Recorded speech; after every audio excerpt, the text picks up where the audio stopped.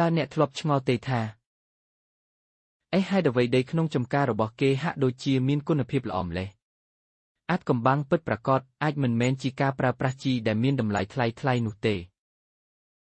តើពួកគាត់មានវិធីសាស្ត្រអ្វីក្នុងការកែប្រែដីរឹងគ្មានជីជាតិឲ្យត្រឡប់មកមានភាពស្រស់បំព្រងបានដោយរបៀបណាមានកសិករខ្លះបានជ្រើសរើសយកការដាំដំណាំគម្របដីដើម្បីកែប្រែគុណភាពដីរបស់គាត់តើដំណាំគម្របដីគឺជាអ្វីដំណាំគម្របដីគឺជាដំណាំដែលកសិករដាំដើម្បីគ្របឬការពារផ្ទៃដីក្រោយការប្រមូលផលដំណាំគោរបស់គាត់វាជាប្រភេទដំណាំដែលដាំដើម្បីកែប្រែគុណភាពដីពីដីរឹងខ្សោះជីជាតិឲ្យទៅជាដីធូរមានជីជាតិដោយមិនចាំបាច់ប្រើជីគីមីឥឡូវនេះកំពុងមានការពេញនិយមខ្លាំងនៅខេត្តបាត់ដំបងនិងកំពង់ចាមការផលិតគ្រាប់ពូជដំណាំគម្របដីសម្រាប់ផ្គត់ផ្គង់ក្នុងស្រុកក៏ថែមទាំងនាំយកទៅលក់នៅប្រទេសជិតខាងផងដែរហើយមួយវិញទៀតដំណាំគម្របដីជាការអនុវត្តកសិកម្មអភិរក្សឬកសិអេកូឡូស៊ីដើម្បីកែប្រែដីឲ្យមានគុណភាពទប់ស្កាត់ការហូរច្រោះសារធាតុចិញ្ចឹមក្នុងដីថែរក្សាសំណើមគ្រប់គ្រងស្មៅចង្រៃនិងការស្រូបយកឧស្ម័នផ្ទះកញ្ចក់មិនត្រឹមតែជួយដល់ដីដំណាំគម្របដីគឺចូលរួមទប់ស្កាត់ការប្រែប្រួលអាកាសធាតុផងដែរជាទូទៅគេដាំវានៅចន្លោះរដូវដាំដុះដំណាំសំខាន់ឬដាំចម្រុះជាមួយដំណាំសំខាន់ក៏បានគោលបំណងចម្បងនៃការដាំដំណាំគម្របដីរួមមានកុំឲ្យដីនៅទំនេរ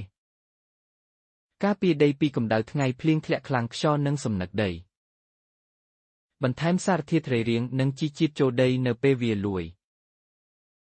ខាងក្រោមនេះជាដំណាំគម្របដីដែលគេពេញនិយមដាំដុះរួមទាំងលក្ខណៈពិសេសរបស់វាសណ្តែកសៀងដុះលូតលាស់លឿនបង្កើតអាសូតច្រើនចាក់ឫសជ្រៅស័ក្តិសមសម្រាប់ដីស្រែទំនាបនិងវាលស្រែខ្ពង់រាបសណ្តែកបាយ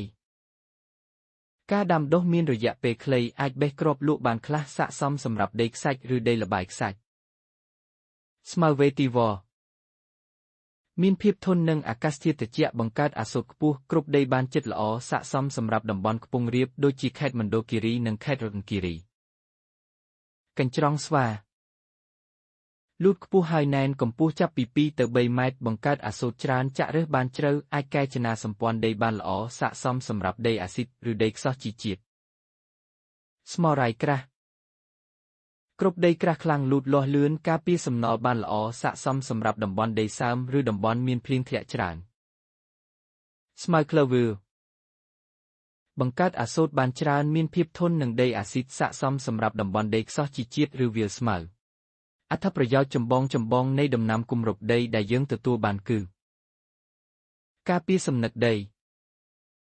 កាត់បន្ថយការហូរច្រោះដីបាន70ទៅ90%ដំណាំគម្របដីគ្រប់ផ្ទៃដីផ្នែកខាងលើមិនឲ្យទឹកភ្លៀងប៉ះដីផ្ទាល់កាត់បន្ថយការហូរច្រោះបាក់ដីនិងការបាត់បង់សារធាតុចិញ្ចឹមសំខាន់ខ្លាំងសម្រាប់ដីទួលនិងដីទំនាបពេលភ្លៀងធ្លាក់ខ្លាំង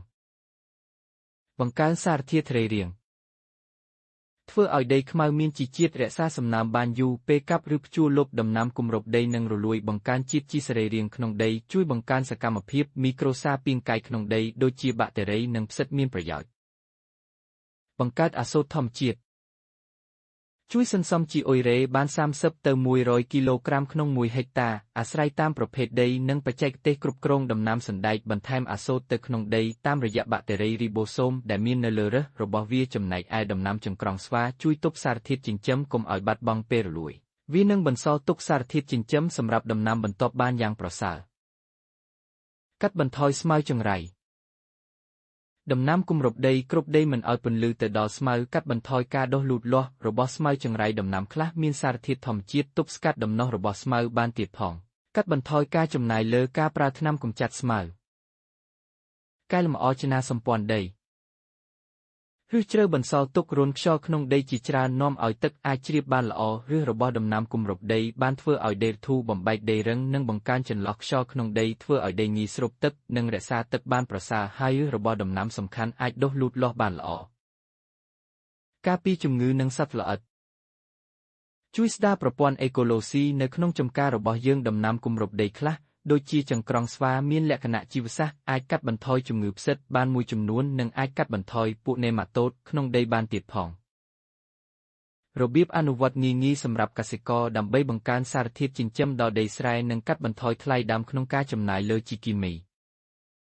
បន្ទាប់ពីការច្រូតកាត់ស្រូវរដូវវស្សារួចកសិករអាចដាំសណ្តែកបាយឬសណ្តែកសៀងធ្វើជាដំណាំគម្របដីក្រោយពេលវាលូតលាស់បានពី45ទៅ60ថ្ងៃយើងត្រូវភ្ជួរលុបវាការភ្ជួរលុបនេះត្រូវធ្វើមុនពេលដំណាំចេញផ្កាព្រោះពេលនេះរុក្ខជាតិសម្បូរអាសូតនិងសារធាតុចិញ្ចឹមច្រើនស្តុកទុកនៅក្នុងដើមបន្ទាប់ពីភ្ជួរលុបត្រូវទុកដីសម្រាប់រយៈពេលពី7ទៅ14ថ្ងៃមុនដាំដំណាំបន្ទាប់ដើម្បីឲ្យដំណាំគម្របដីពុកផុយបានល្អក្រោយមកយើងអាចធ្វើស្រូវរដូវប្រាំងឬស្រូវវស្សាបានការធ្វើរបៀបនេះនាំឲ្យដីសម្បូរជីហើយទិន្នផលកើនពី15ទៅ30%ដំណាំគម្របដីដើរតួនាទីជាអាវក្រោះធម្មជាតិការពារដីនិងជារោងចក្រជីធម្មជាតិដែលធ្វើឲ្យដីល្អឡើងជារៀងរាល់ឆ្នាំដោយមិនចំណាយច្រើនលើការប្រើប្រាស់ជីបើអនុវត្តបានចប់លាប់3ទៅ5ឆ្នាំដីនឹងមានតុល្យឲ្យភាពសារធាតុចិញ្ចឹមបានល្អសរុបមកការរៀននិងអនុវត្តបច្ចេកទេសថ្មីៗមិនត្រឹមតែជួយកសិករបង្កើនប្រាក់ចំណូលនិងផលិតភាពប៉ុណ្ណោះទេថែមទាំងរួមចំណែកដល់ការអភិវឌ្ឍវិស័យកសិកម្មប្រកបដោយនិរន្តរភាពនៅក្នុងប្រទេសយើងផងដែរសូមអរគុណសម្រាប់ការចំណាយពេលរបស់លោកអ្នក